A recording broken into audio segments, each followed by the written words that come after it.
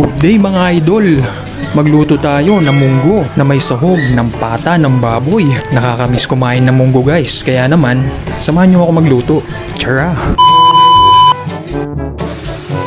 Una, hugasan muna natin ang ating gagamiting karne guys. Hugasan lang natin ito ng maigi.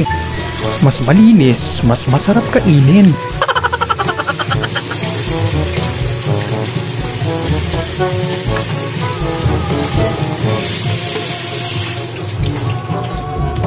Pagkahugas natin ng ating mga karne, lagyan natin ito ng bawang at asin.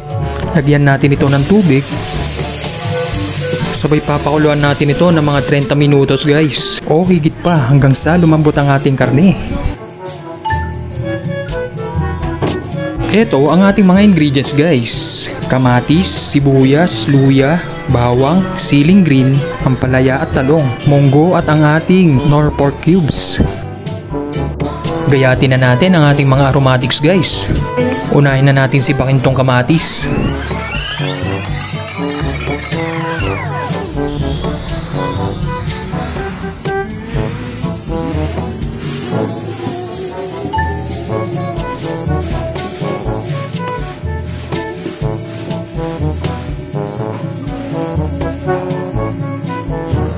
Sunod na rin natin sipakin tong ating talong na mahaba at matigas. Wen!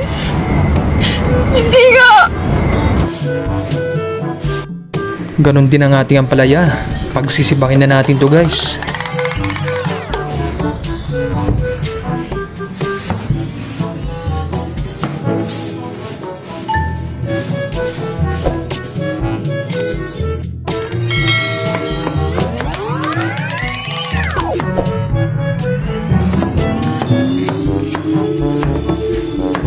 Ito ang gagawin natin sa ampalaya guys para hindi siya mapait. Lalagyan lang natin ito ng asin sabay pipigain. Kagaya nito, lalamas-lamasin lang natin ito.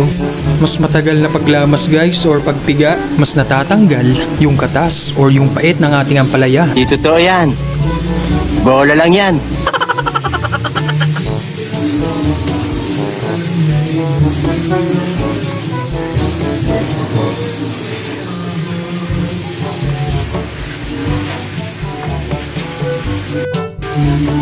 Isunod na rin natin sipakin guys ng ating luya. Napakahalagang sangkap nito sa ating munggo guys.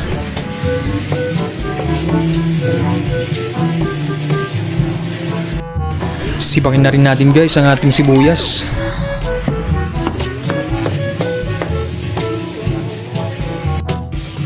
Siyempre ang ating bawang.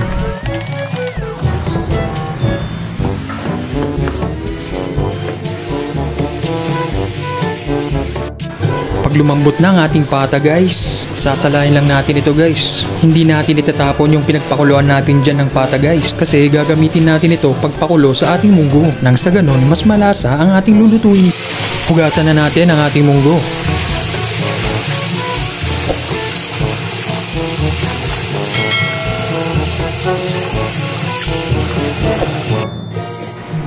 Tatapon natin dito yung mga lumutang. Yun yung mga munggo na walang laman or yung mga dumi na lumutang.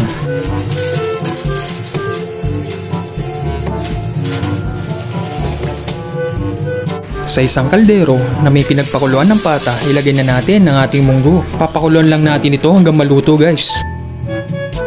Dito guys, magigisa na tayo. Unahin na natin ang ating bawang. Sunod na natin ang ating luya. Tsaka ang ating sibuyas. Siyempre, mekos-mekos lang natin yan guys. Ilagay na rin natin ang ating kamatis. Sabay mekos-mekos lang natin ito guys. Pag nagisa na ang ating mga mabibisang aromatics, isunod na natin ang ating pata. Gisahin na rin natin ito kasabay ng ating mga mabibisang aromatics. Gisahin lang natin ito na maigi hanggang lumabas yung pagka-juiciness nito or yung mantika ng ating pata. Sa aming mga Ilocano guys, ang nilalagay namin dito ay bagoong. Konti lang ang ating nilalagay dyan guys. Yung tipong hindi mo maaamoy yung bagoong pagkaluto ng munggo. Mas malasa kasi yan guys. Tapos pwede na natin dito ilagay ang ating munggo guys. Mekos-mekos lang natin ito guys ng konti.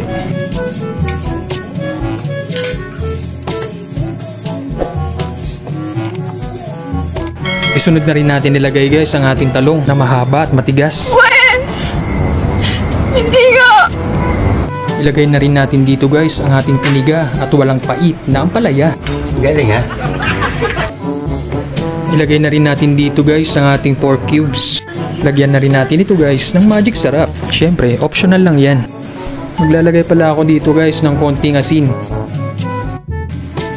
Lagyan na rin natin ito ng paminta.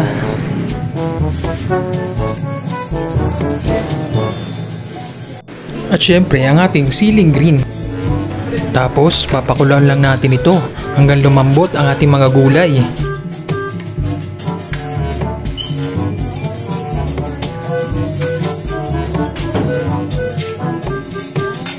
$2,000 years later. Yun o, luto na ang ating munggo na may sahog na pata.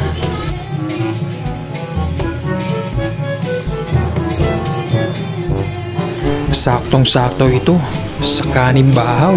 Taob na naman ang ating kaldero na ito.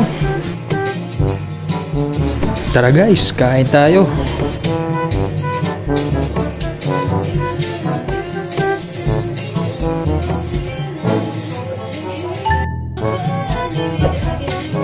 Salamat guys sa panonood. Hanggang sa muli.